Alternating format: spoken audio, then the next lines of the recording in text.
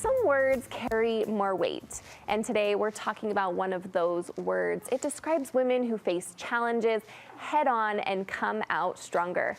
A word for resilience and determination, and it's one many women embody. And that word is grit. Julie Jeppson is the host of the online community Gritty Mamas, and she is calling out 3 markers of a gritty woman. Welcome, Julie. We're so happy to have you. Tell me about the word grit and why it resonates with you. I just think it's in my DNA. I mean, I came from ancestors who went through a lot of struggle, my own parents and grandparents, and it's just like in my blood, you know? And I don't know, I feel like I channel Moana, like with my ancestors, but they were full of it. They were full of grit. Full of grit and what that word means. Now, you have an online community where you share stories of gritty women, and you're going to share 3 stories with us today. First off, you say gritty women have unwavering determination, like Stella. Yes, Stella. Sometimes I want to curse her, but mostly I praise her. She was born with club feet, and so she was, called a cripple back then. But she would play with her crutches. She would use them like pole vaulting, and just probably beat her brothers with her crutches and stuff.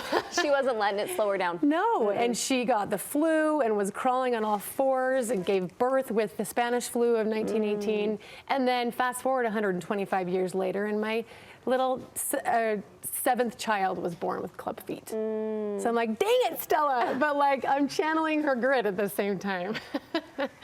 Now, your 3rd great-grandmother, she also displayed determination. Tell us about her. Yes, oh my gosh, she was a spitfire. I love telling this story. Her name was Elizabeth, and she was a pioneer, and they were just kind of encircled by Indians. And so she hid in the covered wagon, and he was trying to reach for her, and she took an axe and just, got him right on the knuckles. Got him. But he grabbed her anyway, stuck her on his horse, and they took off riding, and she was fighting and trying to get free. Ended up biting him on the chest. Wow. Drew blood, and so he must have squeezed her tight enough to have her pass out, but she woke up with her face stuck to the dried blood on his chest. So and he was amused by it.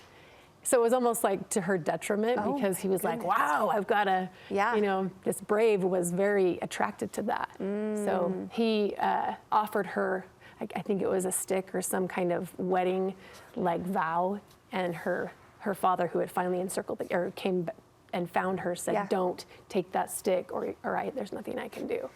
So anyway, what a story. Yeah, it's a fun one to tell. Wow. Okay, next you say gritty women are resilient. I love this word, resilient. Tell us about that. Oh my goodness. Well, it depends on who we're talking about. Are we talking about Sorry, Melanie? we're talking about Laura. Yes, let's Laura. talk about Okay, Laura. so that poor girl, oh my goodness, I admire her and love her. She does my hair. But she lost her dad to an autoimmune disease and shingles. Her brother has been diagnosed with terminal illness. Her mother had terminal cancer. And then she was diagnosed with breast cancer, had a double mastectomy, and then complications with that surgery, and then reconstructive surgery. And and then if I can say this on the air, and she has given me her permission, but she got nipple tattoos. Well then. And we didn't know that was a thing. But she's so willing to share it, and I'm like, oh my gosh, those are a thing? And she's resilient. Yes, it made her feel like a woman again, and she's out to tell the world, look, I can do this. We can all do this. Yeah. We can all be resilient and fight. Okay, the next word, gritty women have a fighting spirit.